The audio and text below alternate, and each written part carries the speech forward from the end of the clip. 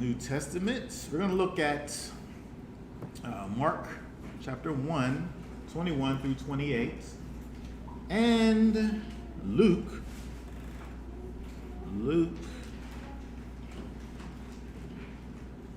chapter 4, 31 through 37. We, of course, are looking at the words that Messiah, that Yeshua literally spoke, and talking about the situation that caused him to speak and the actual words that he actually said.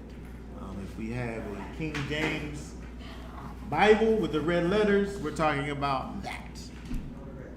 And so let's go ahead. We want to look at these two accounts. They're basically exactly the same almost. Mark chapter 1, 21 through 28, and Luke chapter 4, 31, 37. I want to just read them both so that we can potentially take note of the subtle differences that are, that we see between them, and the things that are the same, which it seems would be bringing forth some kind of emphasis on the fact that these two accounts, it's interesting that these two accounts are so similar. But we want to go ahead and just we'll read through both accounts, and then I'll go ahead and talk. And if you have any questions, be sure to let me know. Okay, so go ahead and read for us. Go ahead and read Mark. Just go read Mark 1 through 28, and then just immediately go ahead and read Luke chapter 4, 31 through 37. Okay. Mark chapter 1, verse 21. And they went into Capernaum, and immediately on the Sabbath he went into the congregation and taught. And they were astonished at his teaching, for he was teaching them as possessing authority, and not as the scribes. And there was a man in the congregation with an unclean spirit, and he cried out, saying, "Ha! What have we to do with you, Yeshua of Nazareth? Did you come to destroy us? I know who you are, the set-apart one of Elohim." And Yeshua rebuked him, saying, "Be silent, and come out of him." And throwing him into convulsions, the unclean spirit came out with a loud voice and came out of him. And they were all so amazed at the reason among themselves, saying, "What is this? A fresh teaching? What authority he commands even the unclean spirits, and they obey him." And the news about him immediately spread into all the country about Galilee. Okay, very good. Luke 4, that's 37, right? 31. 37. Okay, Luke chapter 4, verse 31. And he came down to Capernaum, a city in Galilee, and was teaching them on the Sabbaths. And they were astonished at his teaching, for his word was with authority. And in the congregation was a man having the spirit of an unclean demon. And when he cried out with a loud voice, saying, "Ha! What have we to do with you, Yeshua of Nazareth? Do you come to destroy us? I know who you are. I know who you are, the set-apart one of Elohim." And Yeshua rebuked him, saying, "Be silent, come out of him." And when the demon had thrown him in their midst, it came out of him without hurting him. And astonishment came to all, and they spoke to each other, saying, "What is this word that with authority and power he commands the unclean spirits, and they come out?" And the report about him went out in every place of the neighborhood. Okay, very good. All right, let's go back. And if you see any differences or things that come to your attention, go ahead and put those in your mental Rolodex. When we get to that part, we can discuss it. But we want to go back to Mark 1, 21 and start where it starts off. When we look at both accounts, they essentially are saying the same thing when Yeshua, it says, Yeshua at this point is accumulating disciples. And so they went into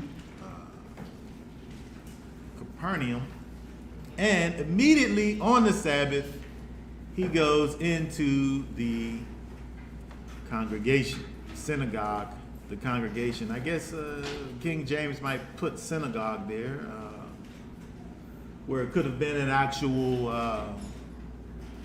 building structure dedicated to holy purposes, or could have been somebody's dwelling place where people came together at, right? But when we think about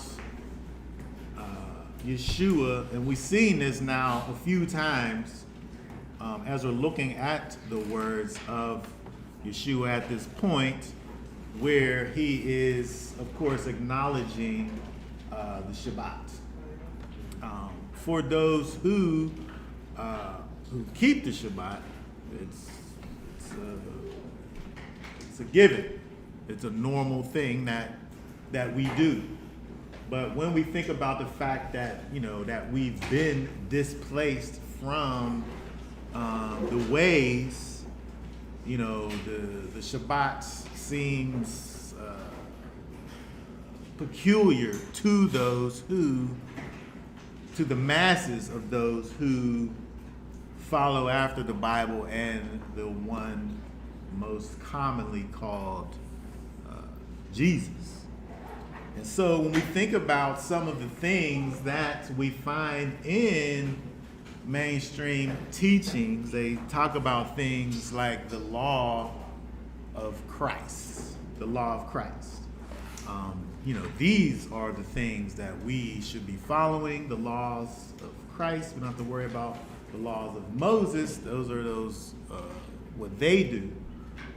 We, under grace, have the laws of Christ. And since Yeshua, or they would say Jesus, never spoke about the Sabbath, therefore, it's something that's not for us. Don't fit into the laws of Christ. He may have done things on the Sabbath like we see right here, but he never talked about it necessarily. And so that in and of itself is a great argument that they use to say, well, he never taught about it. So it don't go in that category of the laws of Christ. Yeah. Which to me doesn't make any sense, because if I tell my child, don't do this, right? Just because I don't keep on saying it, does that mean that I want you to do it now? Because I said what I said, and unless I give you an amendment, what I said is still good. But they'll say, well, he talks about murder. He elevates it. He talks about lying. He talks about adultery. So therefore, those are the things that we say are connected to the laws of Christ. But I don't know where that law of reasoning came from. Like, I don't know what rules they're applying to this particular situation to make that be the case. To me, it's illogical to me. I would think they're not taking into consideration that the Sabbath was it was a known thing. It was part of the culture. Like, the different, it's like in today, you're going to tell people, the Christians, what day do Christians go to church? Do I need to tell any general functioning adult in America, on Sunday, that's church day for most people.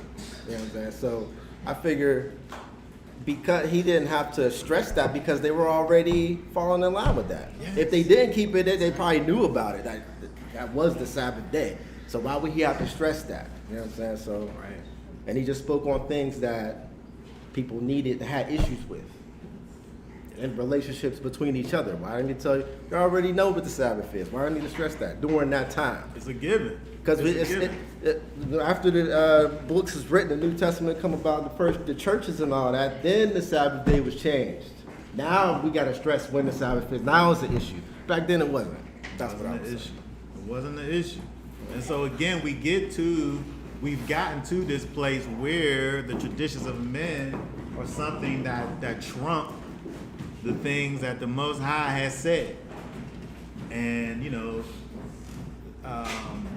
not in regards to I guess in the Shabbat, there were things that people were trying to put on Messiah in terms of how he was keeping the Shabbat, but because of the fact that there is no real actual teachings, they go ahead and take that silence and use it as license, which I'm just gonna say is wrong. Right? But you hit the nail on the head when you talk about the fact of that's the culture. That's something that is understood. What's understood, we don't got to talk about. It's funny when you talk to people who you're able to just talk and communicate without actual language. You have there's a thing that we may have, right. And then people on the outside don't have that same thing. So you could tell how these kind of things come about because you have, what's understood. What's understood is understood, right? We don't got to talk about it. Exactly. But what was you gonna say? I mean, these people was functioning off the Torah. That was their base. That's who their priests operated off of, so they knew about it. So he didn't have to stress that. That was the culture. Today, for instance, we got displaced from it. Right. Slavery, scattered, and then, like he said in Deuteronomy, I'm going to cause you to serve these other gods. So of course we going to forget. Now it's confusion to us today, but back then it didn't happen like that. Yeah, it wasn't a thing. But I just bring this up only because when we look at the accounts of the Master Yeshua and see what he does, I'm saying to me, if I'm someone who's just coming to the knowledge and I want to be like Messiah, there's a lot of things that I'm able to look at him doing and say, I think I should be doing some of these things. Because he's doing it over and over again. It's not even just one time. It's a lot of times that we see him doing this thing. Now, Messiah himself, as we look at him, it's interesting that he goes into these places and he's teaching, which is strange because he's not a proper rabbi. He hasn't went through the schooling that they go through. He don't have the designation. The designation that he has is from the people who, if he goes out, if you go and do a whole bunch of things, if you go and do a particular thing over and over again, that's what you'll be known as. So he just happened to be a person who the particular thing that he was doing was teaching. And so he becomes like a rabbi, but he's not a proper official come through a particular school rabbi. And so you don't just come in off of the proverbial street and begin to teach in these places. So that's one thing that we see when we look even just at the first verse over here. This is what's going on with Messiah because he is going around at this time, he's making a name for himself. He's teaching people in the streets. He's healing people wherever he goes. And he's going into these places and he's expounding on the scriptures, and the people are amazed. At this point, when they see him, they're probably like, please, would you just speak to us at this point? Because I'm sure he's just not just rolling up in a spot and just taking over. Like, I'm here now, let me tell y'all this or that. I'm sure when he goes in there, they're like, wait, is that Yeshua? Hold on. Can you just talk to us a little bit about some of those things that we've heard you talking about over there in the place? You would have to assume, and don't say it, but you have to assume that there's order involved. And again, he's coming into a place that has a particular structure about them. Mm-hmm. It just tells us he rolls up in there, he went to the congregation, and he taught. But we don't know the backstory. Oh, I forget. It slipped my mind. Probably 2 weeks ago, we pulled the verse where I think he was called up to read, Yeah. and then he kind of diverted to Yeah. because he was called up, like because he frequented these places, so Yeah. they knew, and then he was called up to read. Then he was called up to read Isaiah. Yeah. What verse was that? I can't remember, but I mean, could have been a situation like that too. Yeah. Right. So somehow he made his way to the front. Right. And once he got there, things happened. Right. But I think that, one of the things that I kind of thought about when I was on my journey back to the Father is when I look at the behavior of Messiah, who, for all intents and purposes, what we know of as Christianity is not what we know of, but what it originally was essentially is Reformed Judaism. It wasn't like a whole other thing. It was like a reformation of what already was.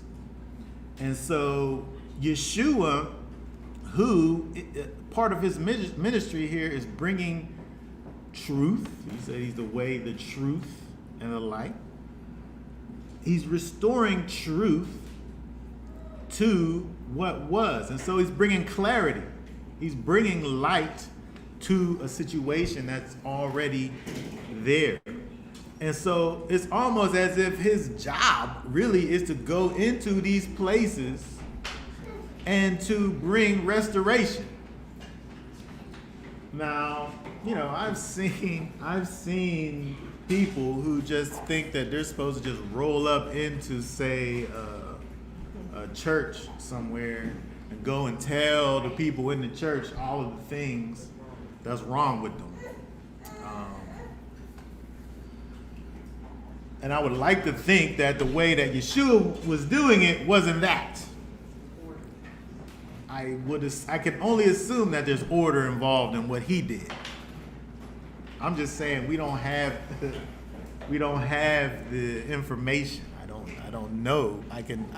To me, I feel like I can safely assume based on who he is that he just wasn't bum rushing a show and taking it, like rolling up in a splat and taking the mic off of somebody, and because that just doesn't make any sense. But the idea of dealing with those who are currently on a path of righteousness and seeking to bring truth and restoration to that, I think is definitely part of what needs to be happening.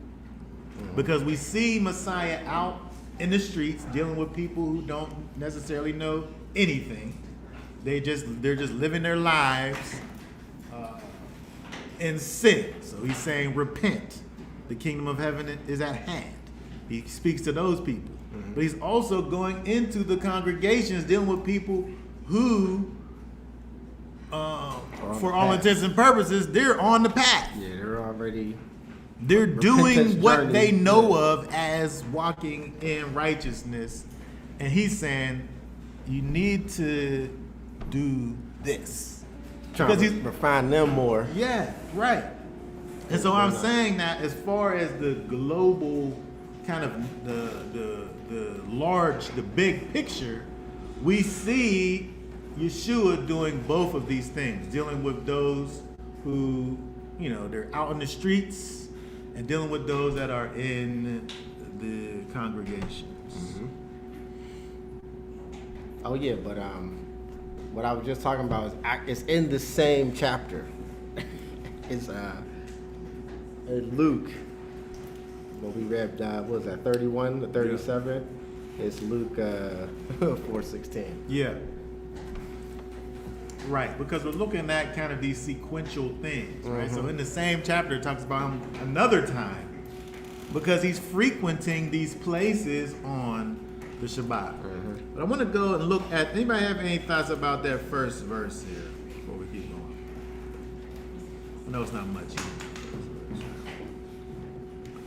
Okay, so looking at this at verse 22, Mark 1:22, understand that Yeshua, who is in fact teaching in these places, the people are, as it says, astonished. Their minds are blown. He's given these people revelation about things that they never thought about. Even if we don't even get to what he does after verse 22, just the teaching in and of itself, it talks about the fact that the way in which he was teaching is as if he possessed authority. And it's interesting when we look at Mark's version as opposed to Luke's version, because Mark mentions the scribes. He says that for he was teaching them as possessing authority and not as the scribes. And not as the scribes. So what is he actually referring to in saying that? Because, you know, why did Mark feel it necessary to even mention the scribes? I wonder. What's that noise? So for now, I was wondering that too. Okay, if nobody thought about that, well, I kind of thought about it. So. Oh, did you think about it? Oh, you just thought it funny that nobody thought about it. The scribes, when we think about the scribes, we hear about the scribes, we hear about the Pharisees, we hear about the Sadducees. The Pharisees, we think about who the Pharisees were. They were the people who were dedicated to kind of scriptural learning and scriptural government. And the reason why Yeshua had so much to say about the Pharisees was because of the fact that because of the amount of scriptural knowledge that they would have had, there was a discrepancy between that knowledge and their behavior. These were the ones who, if you had a scriptural question, you should have been able to go to the Pharisees. If you needed some type of scriptural religious guidance, you should have been able to go to them. They were the knowers of the faith. The Pharisees were. And the Sadducees now were kind of a different kind of a sect that were like unto the Pharisees, but they were kind of politically connected. And so they were kind of like, if you think about like a congressman, it was like he's a politician. His job may be to, for you and your well-being, but sometimes that doesn't always work out. right? The politicians. And so the Sadducees, kind of for our kind of thought about these people, were that. They were these people, they were kind of put in a particular position, and they were kind of, their leanings were kind of politically based. And now the scribes,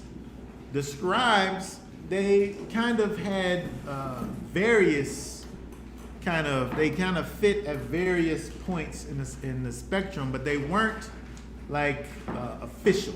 The scribes weren't. The scribes was a guy, if you were in a synagogue per se, and you needed a Torah scroll written, your scribe would do it.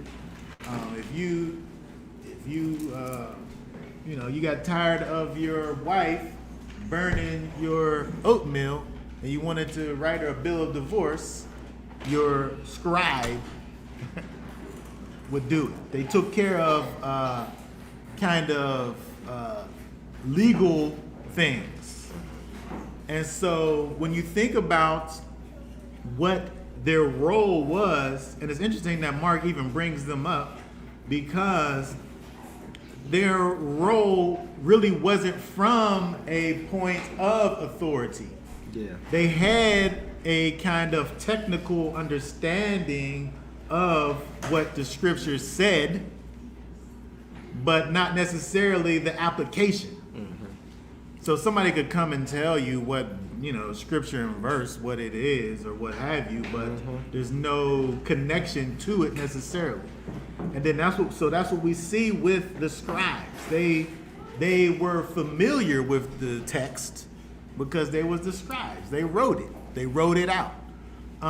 But they weren't connected to it necessarily, even as much as the Pharisees. Now, it really would have been something if he would have said that they were astonished at his teaching, for he was teaching them as possessing authority and not as the Pharisees. It would have been interesting as he said that, because the Pharisees, the thing is that one of the reasons, like one of the kind of things that went on in this time is they had this, it was kind of at the time when these commentaries are coming to pass.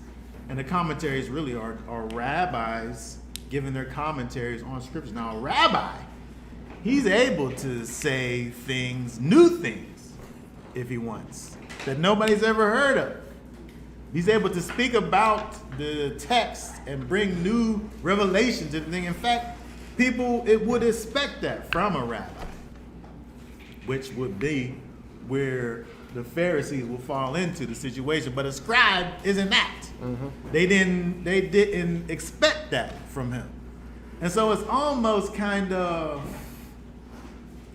it's interesting then when we see, why the comparison is made between Yeshua and the scribes, unless we're only thinking about the fact that he's behaving as a Pharisee would, which is higher than what a scribe would. But he's kind of more like a scribe because he's not official anywhere.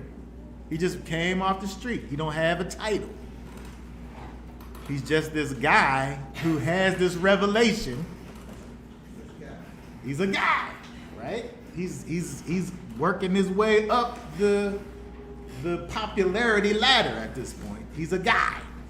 I mean, we could say who he is, but I'm talking about in this frame of reference. He's a guy who's not a rabbi. I see you. And so I'm saying that he's closer at this point to a scribe. He's an unofficial person who knows about the scripture. Go. What was your question? Would the scribes would be like the current day, like paralegals? I don't know what a paralegal does, but I know they're not a lawyer. So, They've done the law, yes. Yeah, I guess that's, they don't have the, yes. Yes. Yeah. I don't know the order of first century temple times. I don't think I'm versed on Josephus to understand. Maybe you know. You have John the Mercer, John the Baptizer, who was the next high priest in line. Yeshua was his cousin, and then he's also seen as Judah. And was he seen as Judah and seen as Levi, like the king and priest? He's seen as king and priest. You talking about from a natural standpoint? Yeah. I mean, I don't know that. I I'm don't think. I'm proposing. Okay, go ahead. This guy Yeah. walks into the synagogue, and you have the first temple actually, first century second temple actually activated and working and functioning. So these synagogues that are placed outside the temple, I think they were seen as an honor to have this king and priest come into their synagogue and deal with them. Yeah. No more than John the Baptizer. If he walked in the synagogue, they were like, whoa, this is supposedly the next high priest in line. So maybe there is some blood authority that he's stepping into when he goes into the synagogue, you know, on his guys. I don't know. I'm proposing it. And I think that when we think about it now, we think about all that Messiah is to us. But we should be thinking about it from their perspective, where he's not all of that to them yet. So kind of from a spiritual standpoint, we could look at it and say, well, yes, he is the king priest. So he should have that. But I'm saying that I don't know that they don't fully know that yet.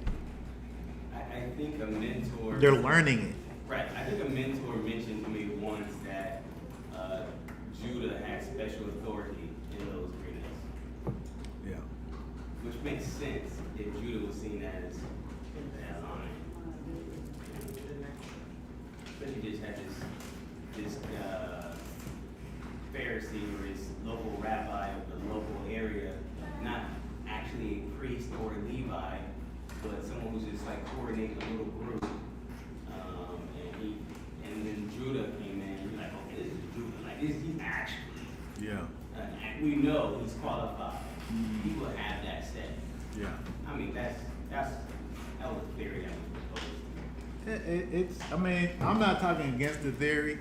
I would just say that Judah is the South, right? Judah's in the South.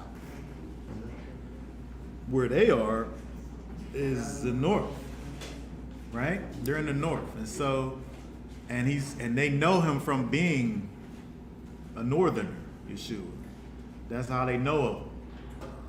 They know of him and his lineage, and his people's lineage. So much so that they bring it up in opposition against him. And so it could be, I'm saying it could be what you're saying, it could be either way, because we don't know what that is. It makes sense for it to be that if we wanted to kind of think about it again from this kind of prophetic type of perspective. But I'm only saying that when we look at the text and we're putting it into the context where he's really at the beginning stages of a situation, just making a name for himself. And it's interesting, something that adds to that as we continue on, as we go further down, we have to talk about something else before we get to it. So we'll come back to kind of the notoriety or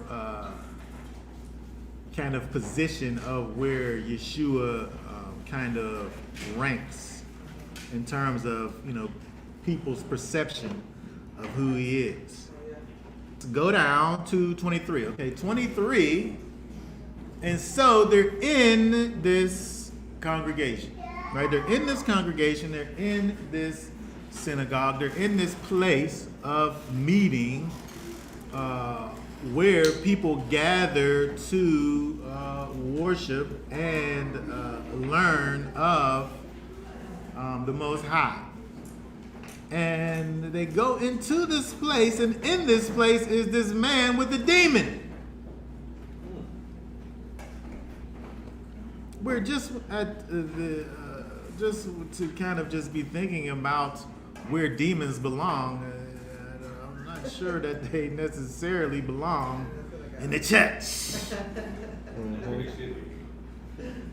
And so he's going, this man who's in the place has this demon.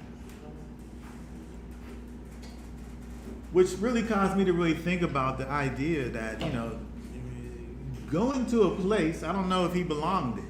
I don't know if this was just the time that he just so happened to go there the same day that Yeshua was there, or he was there all the time.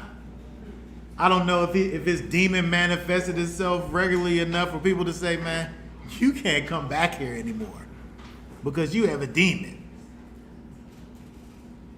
Or what the situation is, because we don't know.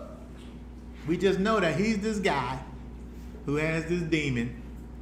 Messiah goes to this place where he is, and the demon pops out. But it caused me to think about the fact that, people have this kind of, I don't know if this was this situation, I'm saying this is what caused me to think about. People get this false sense of security from going to church. Mm-hmm. That this church is your safe place. I go to church regularly. Mm-hmm. I don't miss a meeting. I must be in good standing. That guy could have been that guy with a demon. But it's just like going to school, I would say. Going to school don't make you smart. Right? Just the simple fact that you're going to school. Smartness don't just like hop on you. Right. Right? You gotta do the work. Right? You gotta do your homework. You gotta do good on the tests. You gotta listen to the teacher. Maybe I didn't do that good because I say tests. But you have to participate in the thing in order to receive that which is being offered at school or the church.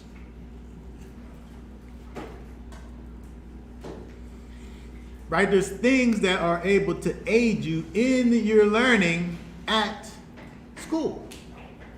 But if you don't participate in those things, you don't get it. But the same thing is true when we deal with this idea of a congregation.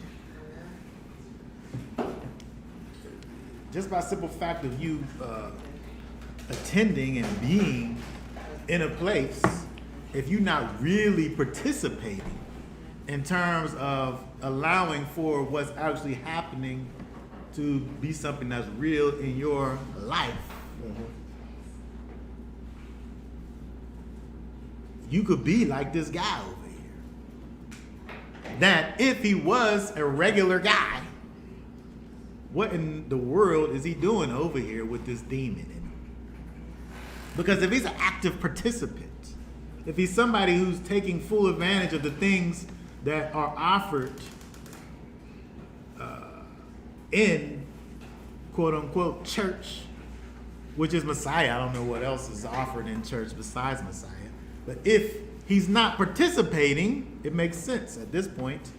There is no church, right? But for him, he's doing the things. He has his offerings that he makes, right? He says his prayers at a particular time, right? He goes through the cycle of worship. And so when we think about our situation, I'm saying, can we be in this situation like this guy? I want to look at a couple things. Go over to 2 Corinthians 5 and 17. Because there's a place that we must be if we say that we are followers of the Most High. And Yeshua is our master. Read 2 Corinthians 5 and 17. Hold on, pull that up for us. 2 Corinthians 5 and 17. Oh, you have it. Go ahead. Yeah. Therefore, if anyone is in Messiah, he is a renewed creature. The old matters have passed away. See, all matters have become renewed. But the caveat being if you're in Messiah.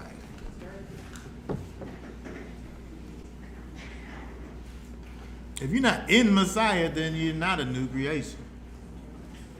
If you're not in Messiah, all things haven't become renewed. They just as they ever was. They're the same as they ever was. Yeah. Look at Romans chapter 8 and verse 1.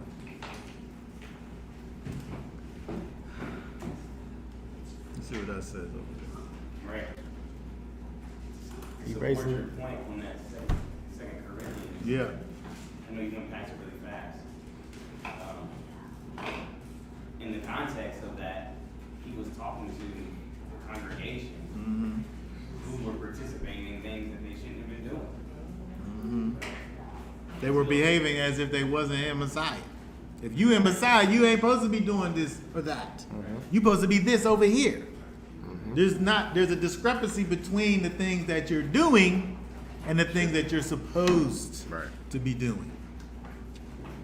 Yeah, there's a big debate that was going on recently with the, I don't even know if he calls himself a Christian rapper anymore. His name is Lecrae. And he was saying that you could be ratchet and righteous. And he wasn't, I don't think he was supporting, where we know that ratchetness can go.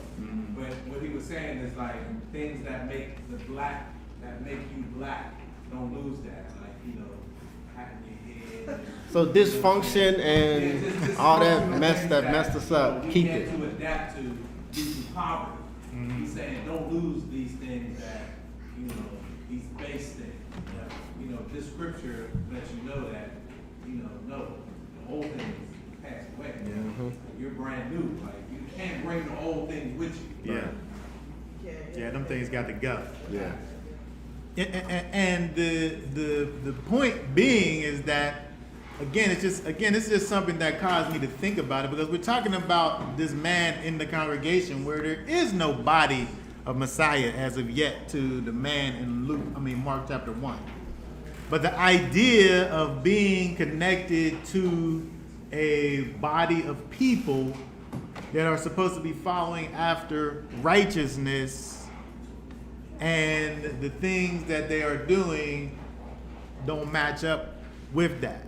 When we think about the idea of someone being possessed with evil spirits, it's not something that we necessarily think about of people that are supposed to be possessed with the Holy Spirit. We got a comment here.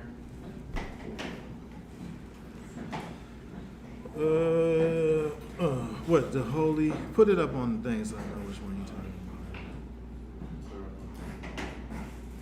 Says the holy congregation should be the place to come to have your soul healed. Guess the people there weren't gifted to heal. They took the side.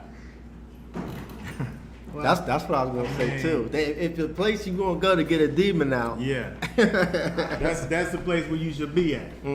And again, I'm not even saying necessarily that these people were lacking, because again, the time frame is different. Because we're understanding by the ministry of Messiah that we actually need Messiah.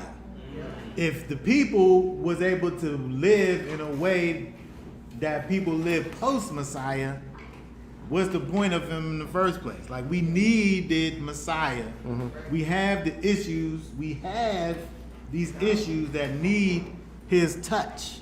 And so I don't expect for there to be people that ain't demon possessed in that place. I'm merely saying that it caused me to think about the idea of there being people in a place who are just there taking up space and not fully taking advantage of the things that are being made available to them, namely Yeshua HaMashiach. And so, absolutely, a congregation is a place of healing. You know, that's the point of it. That's the point of a congregation. So, it's important for us to be able to understand that we have to be in Messiah. Right? You have to be in Messiah in order to be able to read Romans 8 and 1, see what that says. Romans, you got it? Romans 8 and 1.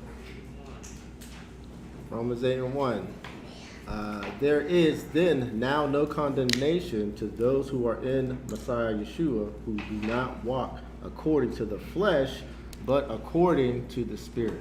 Okay, very good. So it helps us to understand more what is in Messiah actually is, because you're walking in the Spirit and not the flesh. And let me Go ahead. add too, is when you see it say that, remember it's a mindset. Being that new creature, walking according to the Spirit, and then you gotta know this word, because this is your new download. When you come out the world, all that stuff that you used to do and was messing with and doing, you gotta read this word, know what he wants you to do, and that's your new download. Everything else that you had before is irrelevant. Then you build this is your new foundation. This makes you that new creature. And the Spirit adds on to it as you continue to study it. Yeah. Yeah, and you know, when we think about the idea of becoming a new creation, right? And the old things being passed away, like, are we really doing that? Or are we trying to keep all of the old things and kind of just like put onto it, like add to, you know, whatever it is that you are, and just kind of intensify your that. Trying to make the old thing better, like, shining it up. Yeah, with certain things you can't shine up. I mean, I guess you can. I guess you can polish a turd. Still a turd. What's the name of them did it? The Mythbusters, they did it. They did? They polished the turd. I was about to say, is that possible? But Yes, they did I it. guess You really you've can seen do it. it. But it don't change the essence of what Yeah, that thing it's is. still a It's turd, just a though. still polished Yeah, turd. there you go. And so if I think about the fact that my righteousness is as filthy rags, which every time just saying it is nasty. But that's what my righteousness, apart from Messiah, is. Me trying to be right within my own self is this nasty thing that could never be made to be a clean thing. Like, there's no way that I'm able to take this nasty thing that is. Why is the imagery like that? Why does he talk about our righteousness in that way and make it be this just disgusting, filthy, nasty thing? Because our righteousness ain't righteous. It's not righteous. That's all. 'Cause That's what it is. It's disgusting. that's the only way. It's that a you can put it. disgusting thing that Without I just the want to Spirit. put somewhere else. I want to hide it. I want to bury it. I want to burn it, or whatever it is that you do with it. I want to do that with it. Do we think about our own righteousness in that way? Like, the thing, whatever you're able to do in your own physical strength to the Most High is just a thing that He don't even want to look at. That can't be in close proximity with Him or anybody who's coming to be where He's at. It's heavy. And so I'm going to take that and then put something good on top of that. It doesn't make any sense, right? And so we have to be able to think about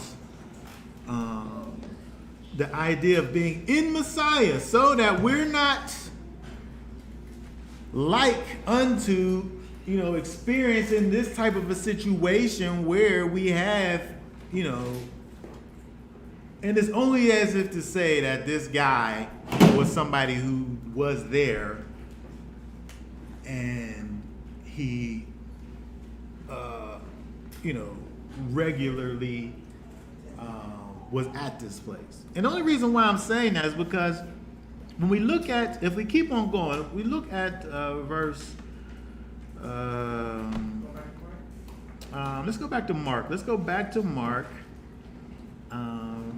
We see the guy who has an unclean spirit, and he cries out. And so we just talked about the fact of Yeshua, in my mind, is going into this place and operating in an orderly way. And so this guy who has this spirit, in the middle of whatever it is that's going on, he starts crying out.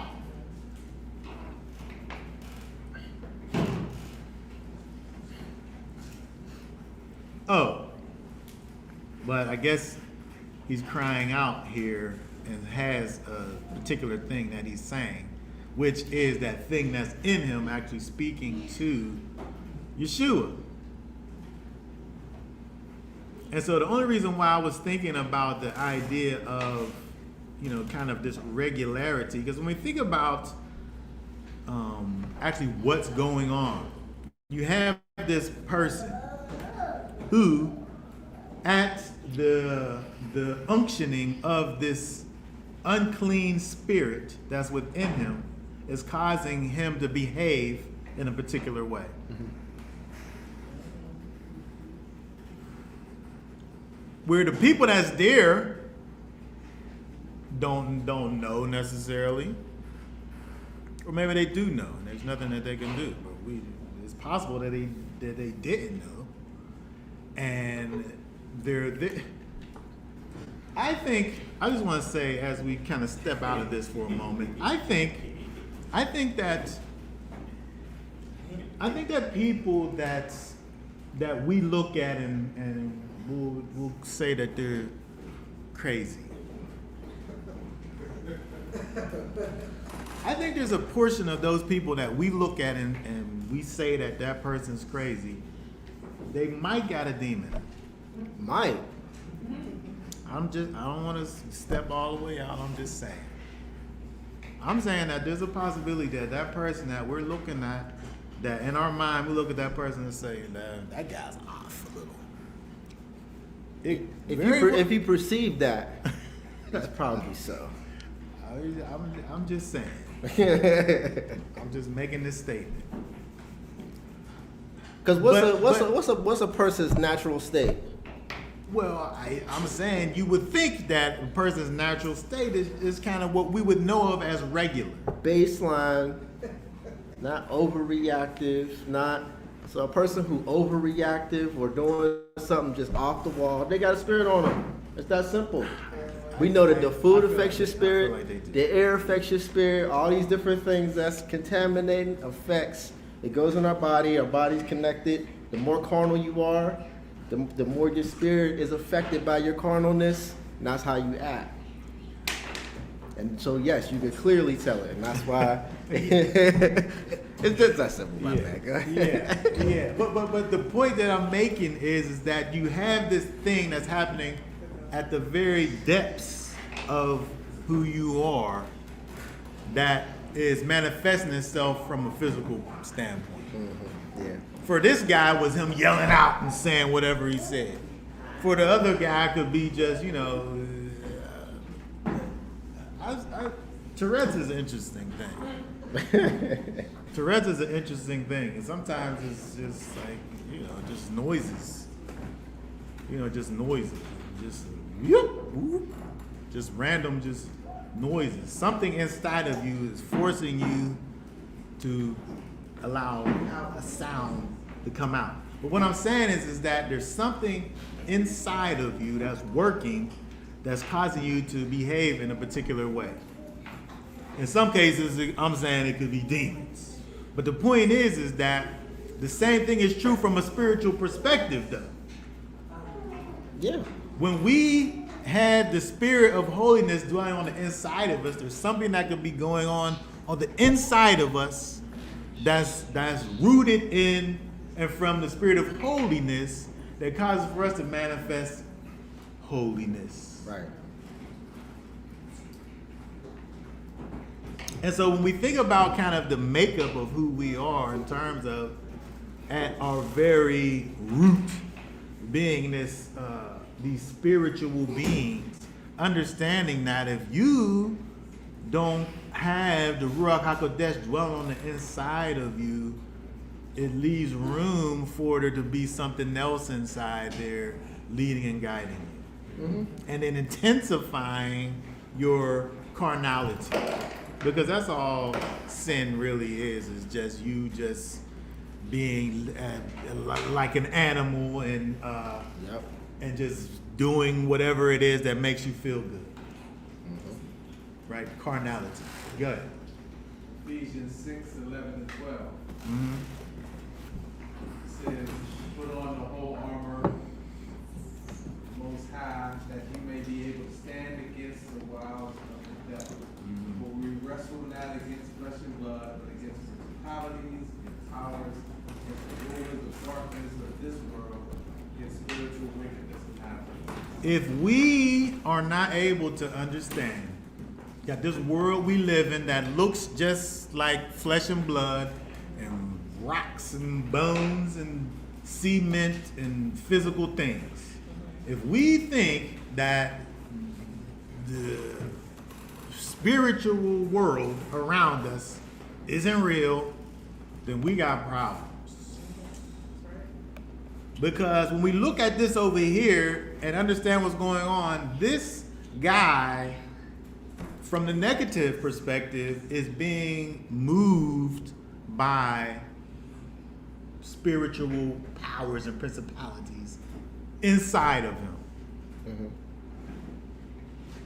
And so when we look at what this thing is saying inside of him, read 24 again, Mark 1 and 24. Saying, "Ha, what have we to do with you, Yeshua of Nazareth? Do you come to destroy us?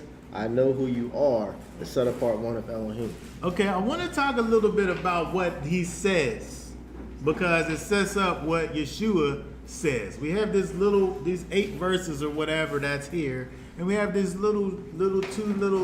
four little words, 5 little words that Yeshua says out of the whole thing, right?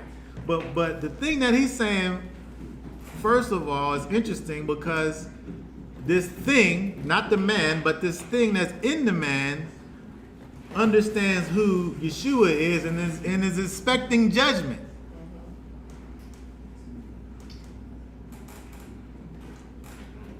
Is looking at Yeshua, understanding who he is, and is expecting judgment. Did you come to destroy us? Did you come here to do the thing that we know that you're supposed to be doing?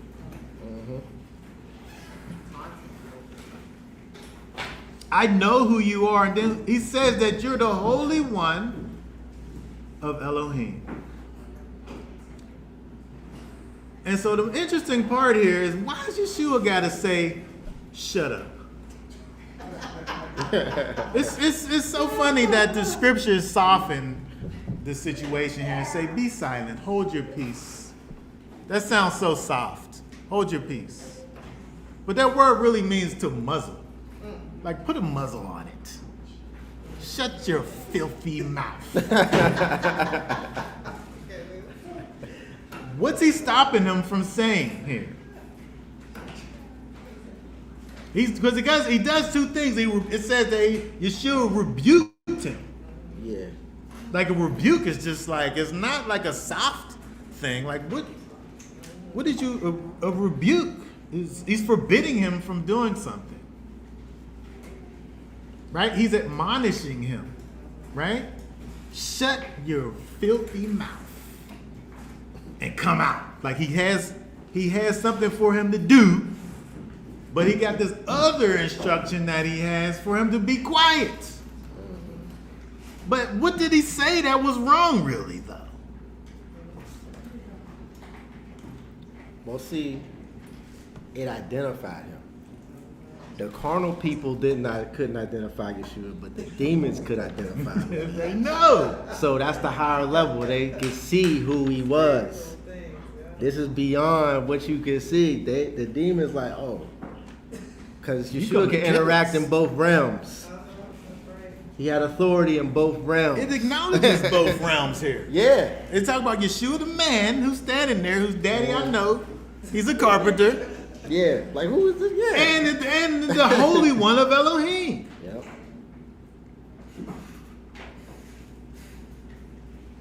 And it seemed like Yeshua didn't want him to spill the beans to convince them. Thank you. So, because he wanted them to have faith by, accepting him. And so that's taking me all the way back to where we were earlier, is the fact that Yeshua doing his miraculous things, as miraculous as they was, he wanted to stay low key as he could. Mm-hmm. They ain't said nothing. They ain't never lied. What they said over here. Right. He's in fact Yeshua, and he is in fact the Holy One of Elohim. And why do they gotta be quiet? This demon told as much truth as Yeshua taught to the people. Yeah. But I'm saying, as loud as Messiah was, he was still on the low with his thing.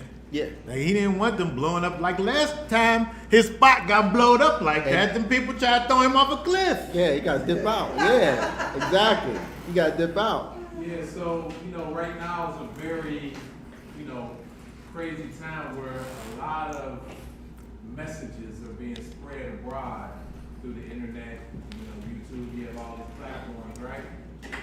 And most of it is just demonic messages that are spreading abroad, and how so many people are being swayed listening to these demonic messages that are destroying families, destroying children and whatnot. And we all need to do what Messiah tells us, to tell these people to shut up. Because when you think about that, right? Because these things kind of cause us to think about these things, because they're not all the way the same, but it causes you to think about these things. And what you're saying is true, is that if we think about the fact that we live in this place where we're not fighting against flesh and blood, but against these spiritual principalities. Mm-hmm. It's not like these things just went away. In fact, after all this time, I feel like the evil one at this time is at its peak in terms of the methods. It's from every direction. I just want to dogmatically say that there's no way that wickedness could have spread the way that it spreads right now back then without technology. Oh. It's like it's got to be at an all-time high. It don't make any sense to think that it isn't, because we're able to receive messages from so many different places. Right. Those things aren't spiritual, of course they are. That's why it's a double-edged sword when you tell people to educate yourself. Go educate yourself. The scriptures say you need a teacher though. People better find themselves a book. A book. Because you could or just sit up stick here to this and be book. the book. It's the only way. 'Cause And it's interesting when we think about what these people said in terms of when they say that he is the Holy One of Elohim. They're literally saying the thing that caused the people to want to kill Messiah, at the end of his life. Yep. Look at Isaiah 54. I want to read these two verses before we. Isaiah 54 and 5. Isaiah 54, verse 5.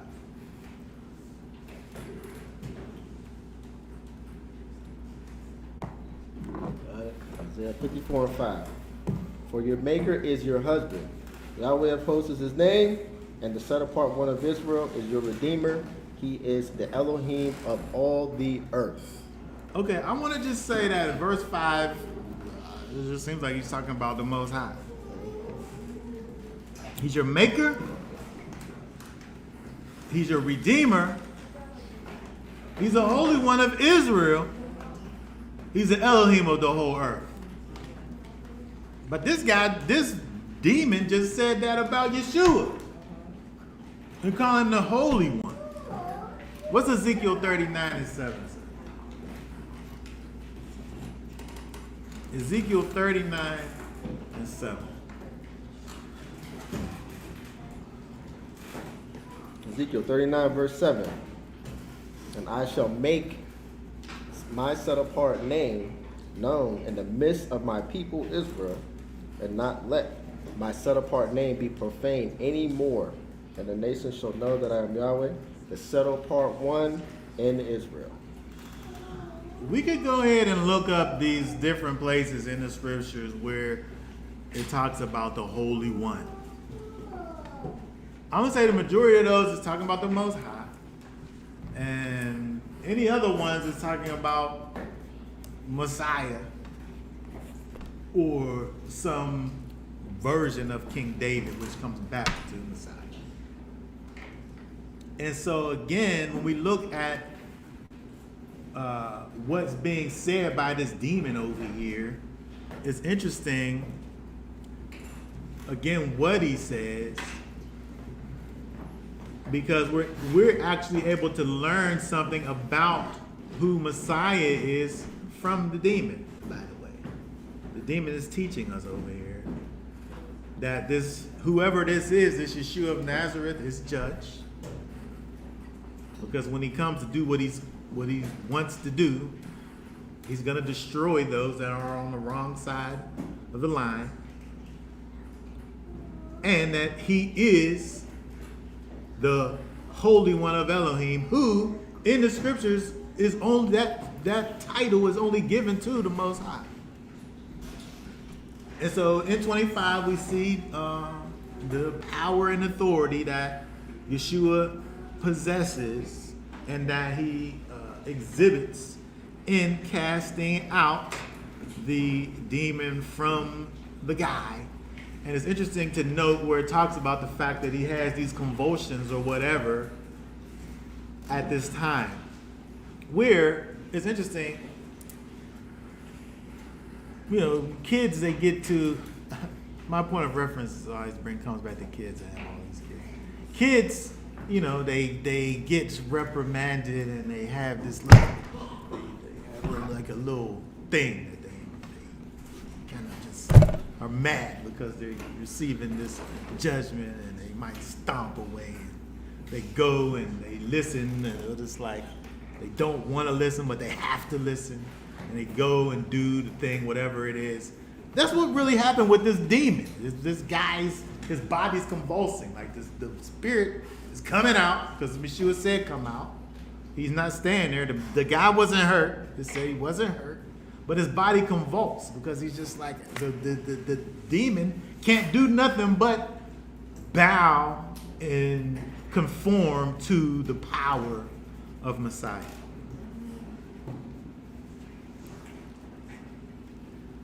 And so I wanted to really just think about the fact that, and it's interesting that Ephesians chapter 6 is brought up, because when we think about, when we look at Yeshua and, how he responds to what is happening over here, it helps us to understand and really think about the idea that, we live in this place and spiritual wickedness is all around us. And, if you get to the place of doing things and you don't know why you're doing it, and you can't stop doing it, there's some kind of spiritual thing happening with you. Because you should just be able to stop doing something if you're in your right mind. Sure. But if you keep on doing this thing and you don't want to do it and you keep on doing it, there's some spiritual wickedness working inside of it. And when we look over at Ephesians chapter 6, 10 through 17, it deals with this whole idea of this whole armor of Elohim, which really is just giving us kind of a breakdown of things that help us to understand what it actually is to be in Messiah. We literally have to have all of these things working in place so that we're able to operate in this place where we have all of this wickedness bombarding us from every angle.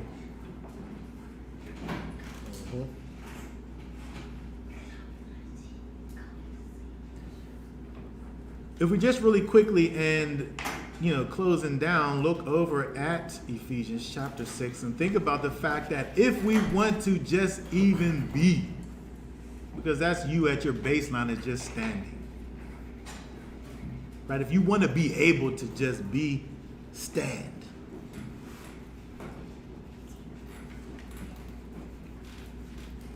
Then you have to have your loins girt about with truth.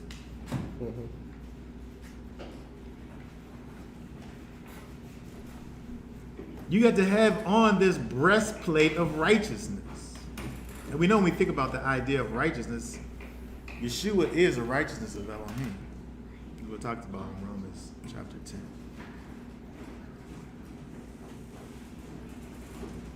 You have to have your feet shod with the preparation of the gospel of peace, which is just dealing with you actually manifesting righteousness and Yeshua in you. And above all, it says taking the shield of faith, so that you're able to quench the fiery darts of the wicked.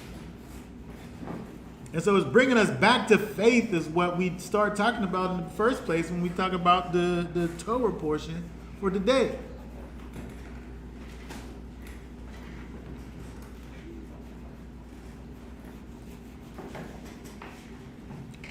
And so it takes all of these things. It takes active participation in this walk to receive the things that have been made available to you in order to be able to even be in this walk. Because there's things that are going to always come against you. But it's necessary for us to be prepared for those things that come against us. And there's no way outside of the power of the Spirit that dwells within us by way of Yeshua HaMashiach that we're able to make it through. And we can connect all of these things to Yeshua that we see over in Ephesians chapter 6. 10 through 17. And so we have to kind of be actively in this thing when you're literally doing things, not just going somewhere and just being. Right? But actually being in Messiah and manifesting his gifts in and through you. Okay, does anybody have any last questions, comments about any of these things before we are finished over here? We got a comment in the chat. Put it up on the screen. It says perhaps it is Yehoshua who, it's because Yehoshua is speaking with such authority that the evil spirit cries out, unlike with the scribes. This is how the word is truly supposed to work. When you think about, and just kind of closing with this, when you think about the spirit inside of us, and again, we can even go back to, be strong and courageous. Faith, our faith is a thing that we that must be firm. And so when we think about the idea of the power and authority, Yeshua has given us through the Ruach HaKodesh. He allows for us to be able to have access to that same power and authority.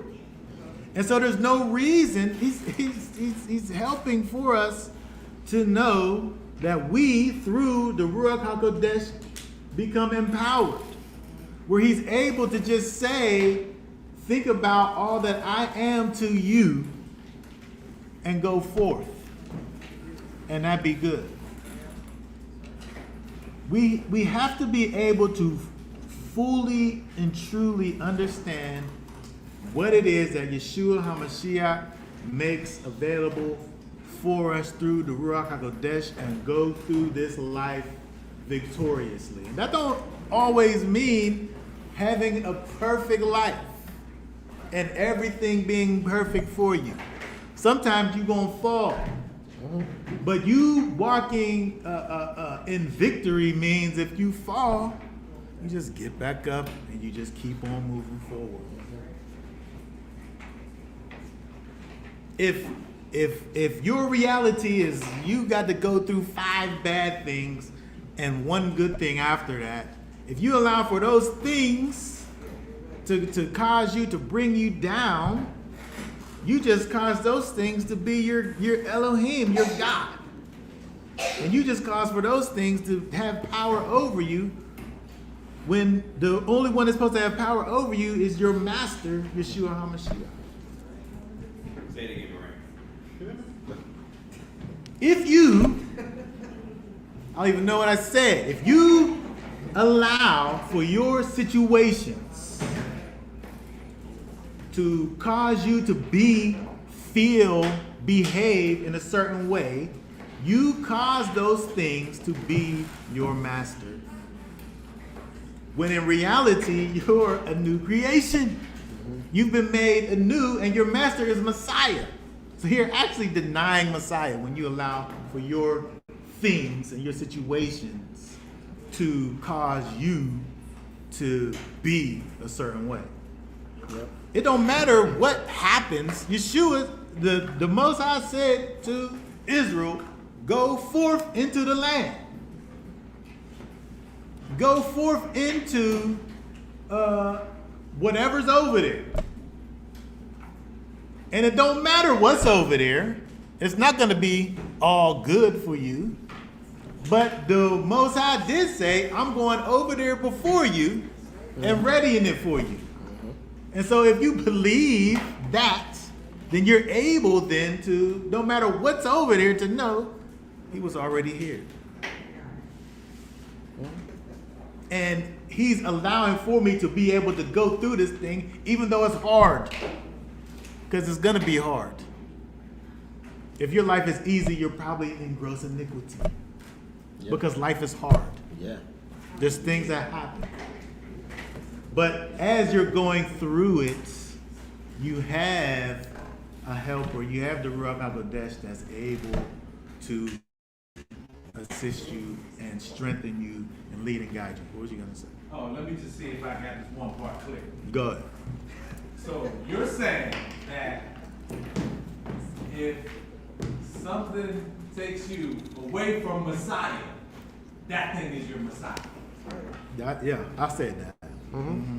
That thing is your idol. That's right. That thing is your God. You made it your God. Yeah. And we got to really watch that thing, because this is what happens when we sit up here and allow for things to take us off course. You said, without saying anything, the unspoken things that you did, you made that thing more powerful, more influential in your life than the Most High, who said you're supposed to be going that way. And then that thing brought you off course. You idolized it. Yep. So, Murray, understanding Elder back here correctly, you're saying that what influences me is leading me? That's my leader? If you Whatever influences me is my leader. if you follow the influence, yes. if you follow that influence, and we're talking about things that's bringing you off of what the Most High Yeah. Yeshua is saying. Off of this book. That's what I'm saying. You made it your leader because you listened. Most High, Submitted to it, right? if you submitted to that thing, yes. I'm saying if somebody's leading you in the way of the master, that's one thing.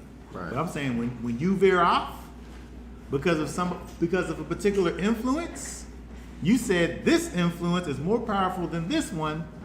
I'm doing this one, and you've made it your God. Yes. It has power over you. You following it. And you turn from Messiah. You turn from your master. This is so important that we have to understand this because we're out here making idols and we don't even know it. Sure. Me too. We make a decision to follow after the master and we follow, and then we go over where he didn't say go over there. Just right then, you just made an idol just right there. So you could come back, but acknowledge what you've done. Confess what you've done and come back. Repent. Okay, okay. Gotta shut it down. Okay, so that being said, we're going to go ahead and be done for now. God willing, we'll be back on next Shabbat for what we're doing right here, we'll be back on next Shabbat to continue with the words of the Master. We'll actually be back on tomorrow to keep the Feast of Trumpets. Yes. We're going to go up tonight and see the new moon, y'all willing. We expect to see the moon on tonight, which makes tonight be the beginning of the first day of the 7th month, which is the Feast of Trumpets. So we'll be back here on tomorrow. What time are we going to be over here? At 1 o'clock. 1 o'clock. To have our holy convocation. Okay, so that being said, we'll say for now, Shabbat Shalom. Shabbat Shalom.